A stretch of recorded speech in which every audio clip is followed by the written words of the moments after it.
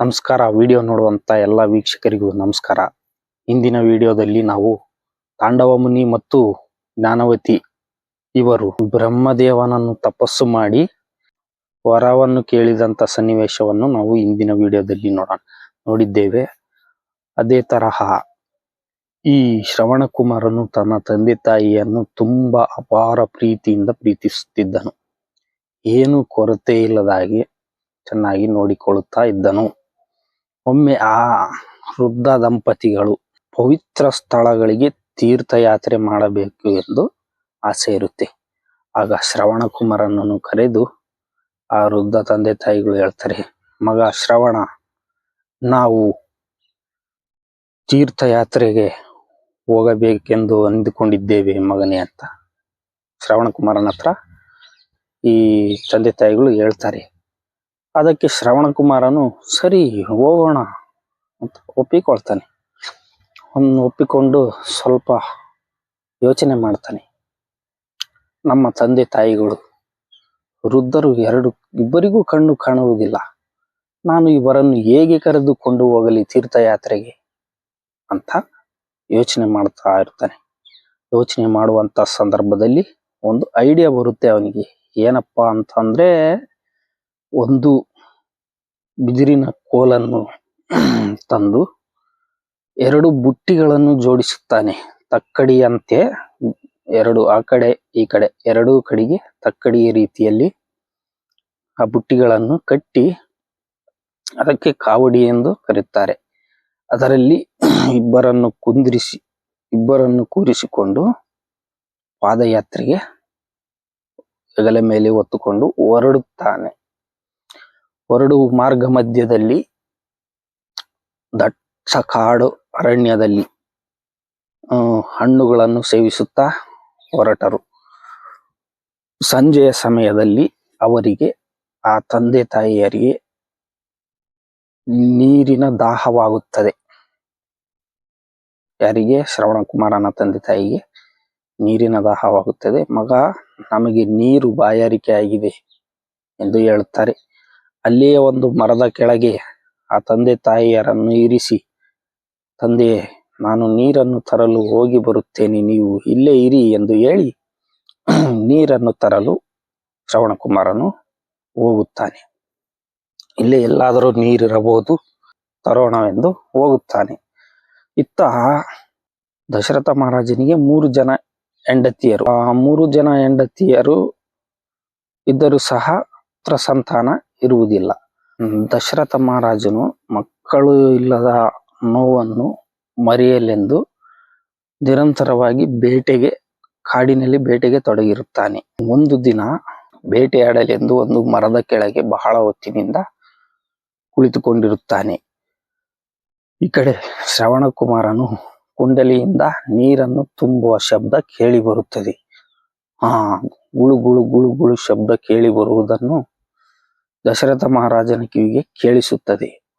ಯಾವುದೋ ಪ್ರಾಣಿ ಬಂದಿರಬೇಕು ಎಂದು ತಿಳಿದ ದಶರಥ ಮಹಾರಾಜನು ಶಬ್ದವೇದಿ ವಿದ್ಯೆಯನ್ನು ಕಲಿತಂತ ದಶರಥ ಮಹಾರಾಜನು ಶಬ್ದ ಬಂದ ಕಡೆಗೆ ಬಾಣವನ್ನು ಪ್ರಯೋಗಿಸುತ್ತಾನೆ.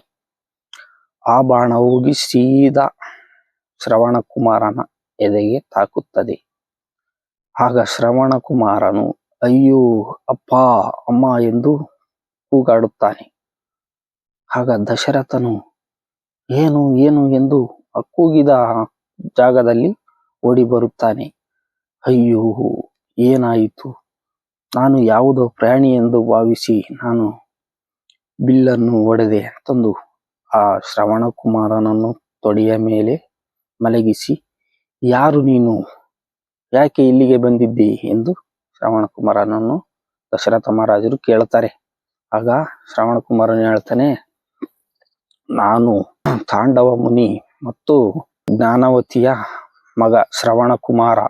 ನಾನು ನನ್ನ ವೃದ್ಧ ತಂದೆ ತಾಯಿಯನ್ನು ತೀರ್ಥಯಾತ್ರೆಗೆ ಕರೆದುಕೊಂಡು ಹೋಗಲೆಂದು ಬಂದಿದ್ದೇನೆ.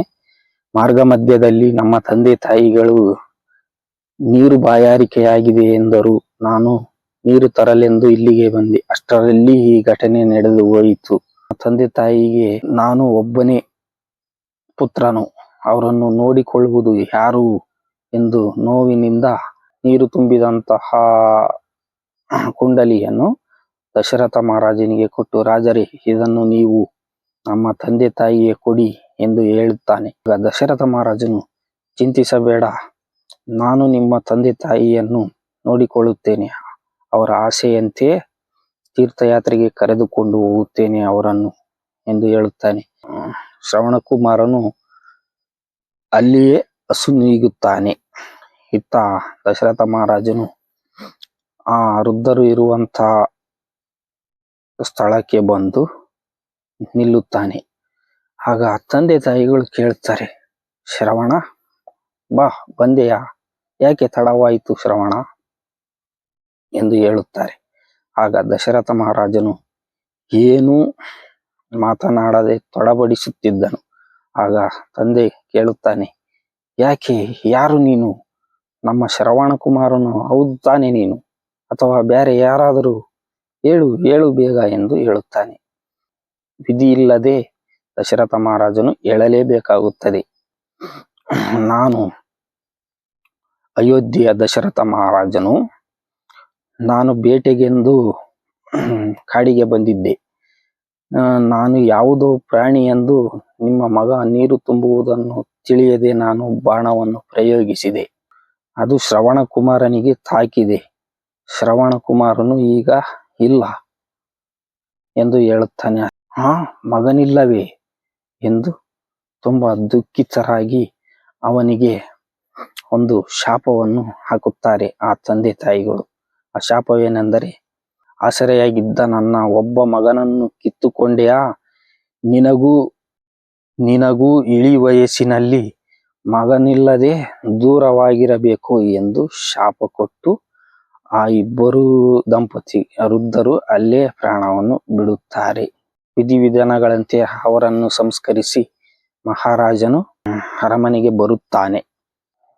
ಒಮ್ಮೆ ಕುಳಿತು ಯೋಚನೆ ಮಾಡುತ್ತಾನೆ, ಅಲ್ಲ, ಮಕ್ಕಳಿಲ್ಲದ ನಮಗೆ ಆ ವೃದ್ಧರು ನಮಗೆ ಶಾಪವನ್ನು ಕೊಟ್ಟರು. ಅವರು ಕೊಟ್ಟಿದ್ದು ಶಾಪವೋ ಅಥವಾ ಫಲವೋ ಎಂದು ಯೋಚನೆ ಮಾಡುತ್ತಾ ಒಮ್ಮೆ ಖುಷಿಯಾಗುತ್ತಾನೆ. ಅಲ್ಲ, ಅವರು ಕೊಟ್ಟಿದ್ದು ಶಾಪವಲ್ಲ, ನಮಗೆ ಪುತ್ರ ಸಂತಾನದ ಆಶೀರ್ವಾದ ಕೂತಿರುತ್ತಾನೆ. ಸೊ ಮುಂದಿನ ವಿಡಿಯೋದಲ್ಲಿ ಆ ರಾಜನಿಗೆ ಮಕ್ಕಳಾಗುವ ಸನ್ನಿವೇಶ ಬರುತ್ತದೆ. ಸೊ ಆ ವಿಡಿಯೋವನ್ನ ಮುಂದಿನ ವಿಡಿಯೋದಲ್ಲಿ ನೋಡೋಣ. ವಿಡಿಯೋ ನೋಡಿದಂತ ಎಲ್ಲ ವೀಕ್ಷಕರಿಗೂ ನನ್ನ ಧನ್ಯವಾದಗಳು. ಎಲ್ಲರಿಗೂ ಮುಂದಿನ ವಿಡಿಯೋದಲ್ಲಿ ಸಿಗೋಣ. ಬಾಯ್.